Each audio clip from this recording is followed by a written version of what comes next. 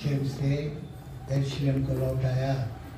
మన యొక్క పవిత్ర మహాసభల యొక్క ముఖ్య అంశము యెహోషాపాతు ఏ అపాయం చెందకుండా యెరూషలేము నందు తన నగరకు తిరిగి క్షేమంగా వచ్చెను। यरूशलेम की ओर शांति से लौटाया।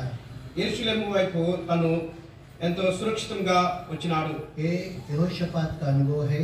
ఇది యెహోషాపాతు యొక్క అనుభవం ఏంటుంది। ना केवल यहोशापात का अनुभव है, కేవలం యెహోషాపాతు మాత్రమే కాదు, इस्राएल प्रजा का बहुत बड़ा चाह है, और ఇజ్రాయేలీ ప్రజలందరి యొక్క ఎంతో గొప్ప కోరిక అయినది, बहुत बड़ा इच्छा मांग है, వారందరి యొక్క ప్రజలందరి గురించి గొప్ప కోరిక ఉంది, और उसका अनुभव भी था।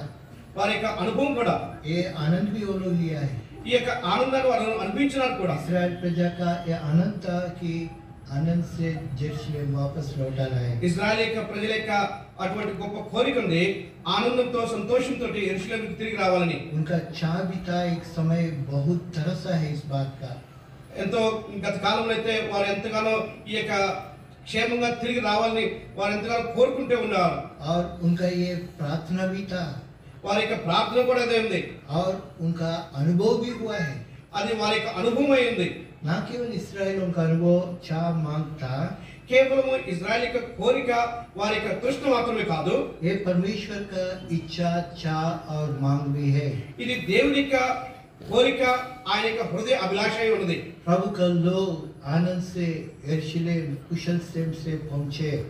దేవుని యొక్క ప్రజలైన వారు వారు ఎంతో క్షేమంతో ఆనందంతో యెరూషలేముకు తిరిగి రావాలని ये प्रभु का उद्देश्य है।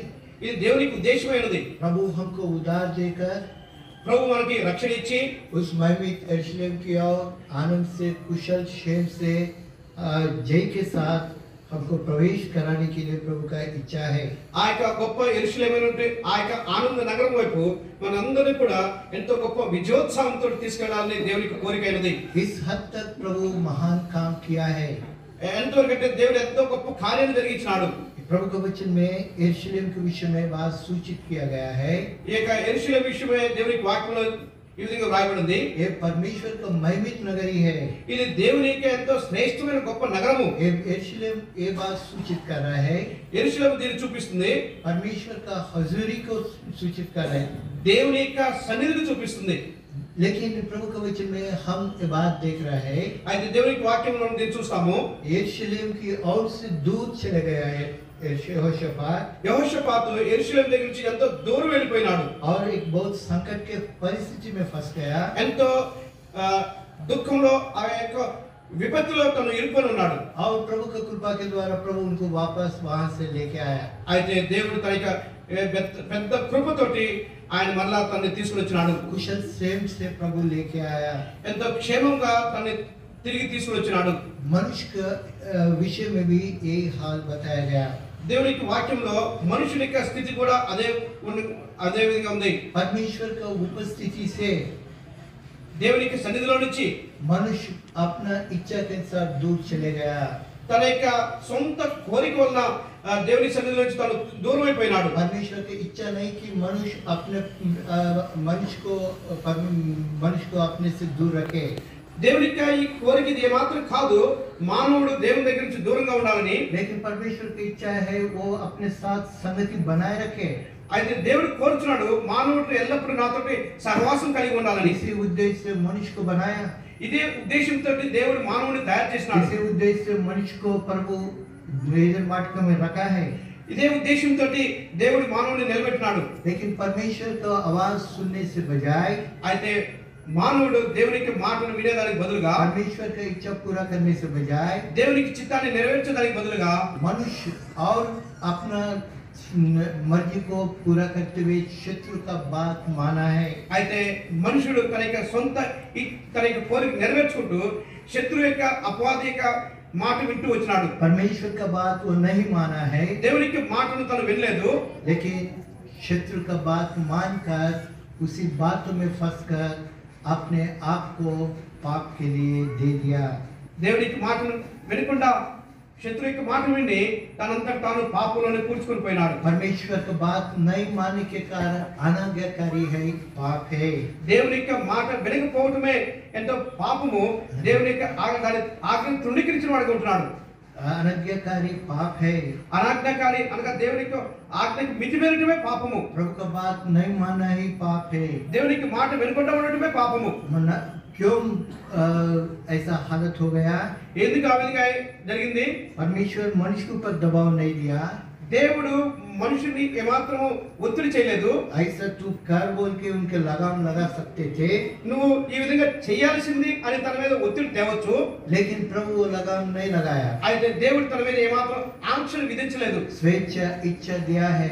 తనకి ఎంతగానో స్వేచ్ఛగా తను వదిలిపెట్టినాడు. परमेश्वर प्रेम है। దేవుడు ప్రేమయ్య ఉన్నాడు. परमेश्वर जीवन है। దేవుడు జీవమై ఉన్నాడు. इस प्रेमी परमेश्वर को, उस जीवित परमेश्वर को जिसने हमको जीवन दिया, हम भी प्रेम करते हुए उसकी महिमा करने का था।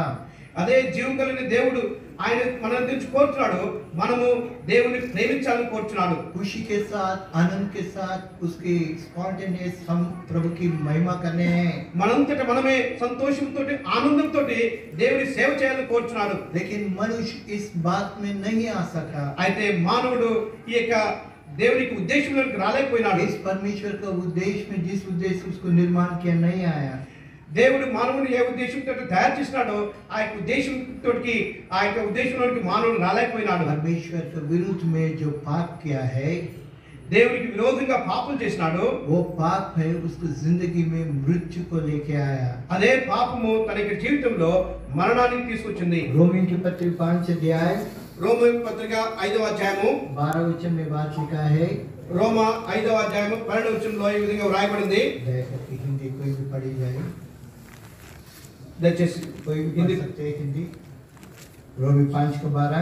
इसलिए जैसा एक मनुष्य के द्वारा पाप जगत में आया और पाप के द्वारा मृत्यु आई, इस रीति से मृत्यु सब मनुष्यों में फैल गई, क्योंकि सबने पाप किया।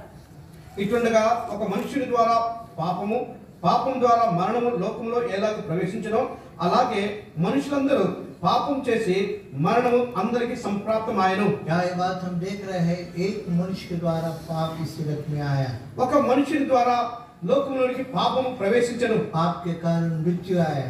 పాపాన్ని బట్టేసి మరణం సంభవించింది. ये मृत्यु सब मनुष्यों के ऊपर फैला गया। ఈ యొక్క మరణము సమస్త మనుషులందరి మీదకి ప్రవహించింది. एक आदम परमेश्वर का अनज्ञाकारी किया, ఒక ఆదాము దేవుని ఆజ్ఞను మీరినాడు. एक आदमी का पाप के कारण परमेश्वर के जीवन उससे अलग हो गया। ఒక వ్యక్తి పాపాన్ని బట్టేసి ఆ వ్యక్తి దేవుని జీవం నుంచి వేరై ఉన్నాడు. ईश्वर के जीवन से रहित मनुष्य, उसका संतान हम तक है।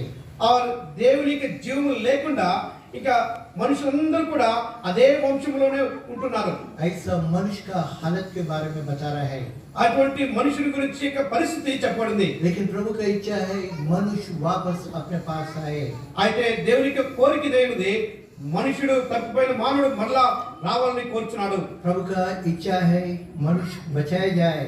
దేవునికి కోరిక అయినది మనుషుడు రక్షణ పొందాలని. प्रभु का वचन में बात हमको स्मरण दिला रहा है। దేవునికి వాక్యంలో ఈ మాట మనకి జ్ఞాపకం చేస్తుంది. प्रभु यीशु मसीह ये दृष्टांत बताया है। ప్రభు యేసుక్రీస్తు వారి యొక్క ఉపమానం కూడా చెప్పినాడు. एक मनुष्य है यरूशलेम से यरीको की ओर जा रहा है। ఒక మనుషుడు యెరూషలేము నుంచి యెరికోకు వెళ్తున్నాడు. परमेश्वर का हजूरी निवास स्थान से नाशवान जगह की ओर जा रहा है। ఆ మనుషుడు దేవునికి సన్నిధి నుంచి జీవం కలిగిన ఆయన సన్నిధి నుంచి నాశనం వైపు వెళ్తున్నాడు. लूका सुसमाचार 10:30 में बात लिखा है। ఇదే మాట లూకా సువార్త 10వ అధ్యాయం 30వ వచనంలో రాయబడింది. वो डाकुओं के हाथ में गिर गया।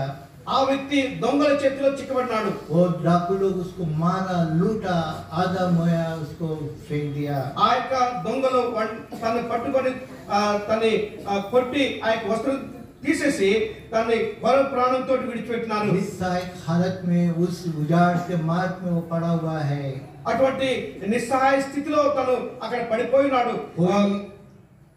कोई भी दया दिखाने वाला उसके पक्ष में है नहीं। ఆ మనుషుని మీద దయ చూపించే వారు ఎవరు కూడా లేరు. ऐसा मनुष्य पर कहीं भी दया दृष्टि नहीं हुई। ఆ మనుషుని మీద ఎటువంటి దయ దృష్టి దయ చూపించే వారు ఎవరు లేరు. ऐसा समय में ये बात हमें स्मरण दिला रहा है। అటువంటి సమయంలో మనకి ఈ మాట జ్ఞాపకం చేస్తుంది. परमेश्वर अपना कृपा उसके ऊपर प्रकट किया है। దేవుని యొక్క కృప మన మీద ప్రకటింపబడింది. यिर्मयाह किताब 31 अध्याय यिर्मयाह 31వ అధ్యాయము उसका दूसरा वचन में बात लिखा है, రెండవ వచనంలో వ్రాయబడింది, जो तलवार से बचा है उजाड़ में